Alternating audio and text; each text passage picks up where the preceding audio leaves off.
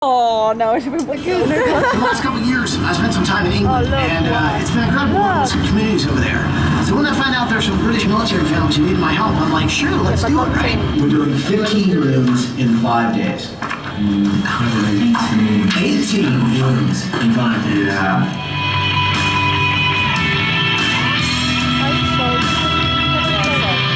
What are we going to try and accomplish today, guys? Huh? Matt, what's our goal today? What are we going to do? Let's try and accomplish getting somewhere on time.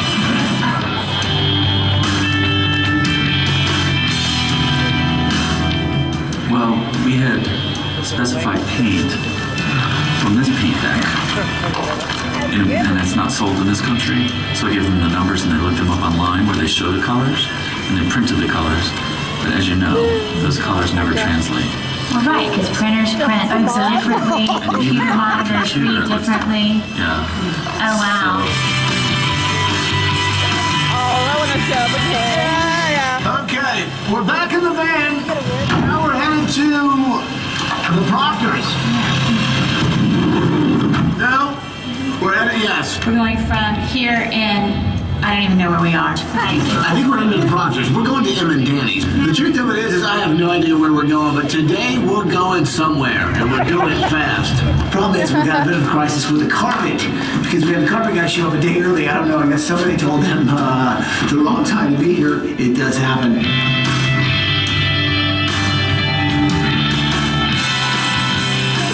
How are you doing?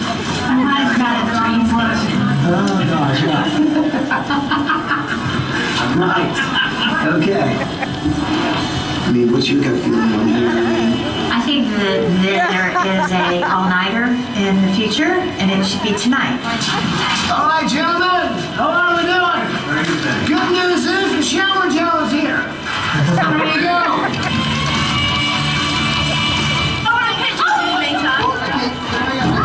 Check on PB and I'll be right back, okay? Gosh, you got it.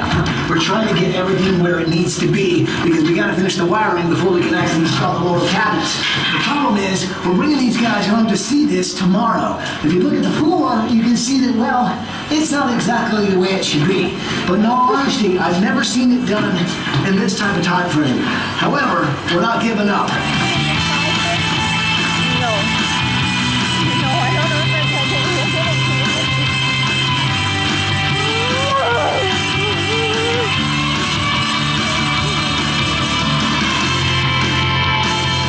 So now that the camera's on, did you guys really love it? Oh God, Todd.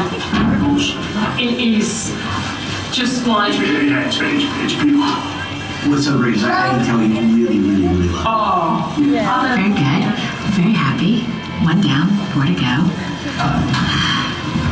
I almost cried when she was crying.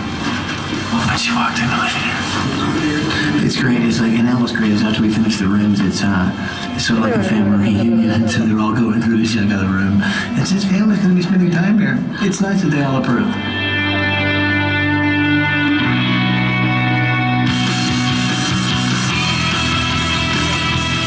So I guess this is it. No, I love that. We came, we conquered 5 houses, 5 families, 20 rooms. We pulled it off. And the good news is everybody liked it. Everyone loved it. They really did. It's a pretty awesome experience. Now we haven't had any sleep. We're really tired. But we're really sort of hiding it well. Shall we? Shall we?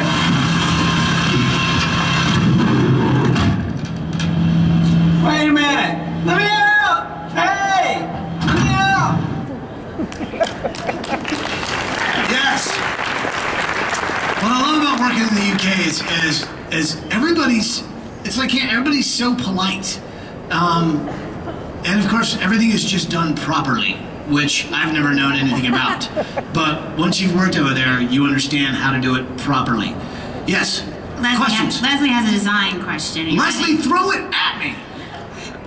I'm losing my voice. Me too. I have a galley kitchen and I literally have no space. Any ideas of how to make some space? You got a galley kitchen? Aye. Knock a wall. Well, it sounds like we ought to do like a pirate theme then. You help me anytime.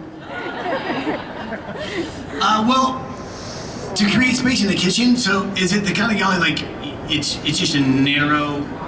Right. Do you have enough room that when you open the cabinets, they're not hitting the other wall? That's good. That's right. Well,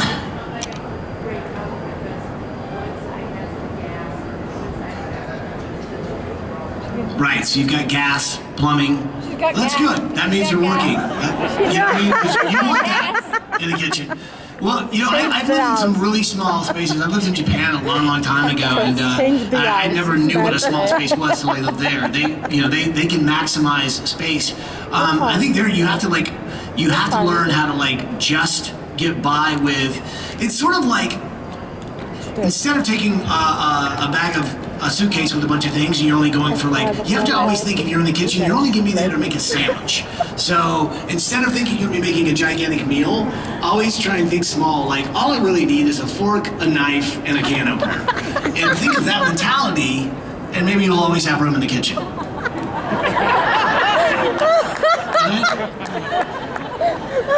I hope that helped. Ty. I would have to see it, of course. Go ahead.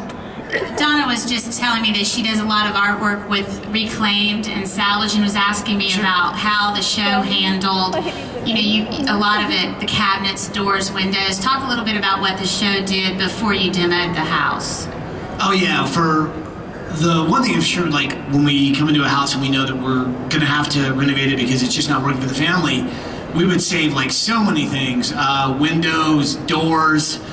I'll be honest with you, we did destroy a lot of toilets just because it's a lot of fun to destroy a toilet. I don't know why, but it is. But yeah, when it came to molding, trim, even hardwood flooring, we did as much as we could to salvage that, to either donate it to another family or to repurpose it and bring it back in. And I'm a big fan of taking old things, whether it be flooring, whether old windows, and taking those things and then giving it a whole new life. So yeah, I think repurposing, refurbishing, and reusing is just a huge part of what we should all be doing, and I think it just adds a little bit of warmth, a little bit of a soul to home, in my opinion too. That if you've got something made out of something that's already had a life, it's got a story of its own, and when you bring it into your home, it's it's not brand new, it's not cookie cutter. It's got scars, it's got a story, and I think we all have that, So yeah, I'm a big fan of that as well. We try to do that a lot on the show as much as we could. Okay, this is Jennifer. Hey, Jennifer. Hi, I was wondering why did the extreme makeover end after the Joplin? I've been wondering the same thing.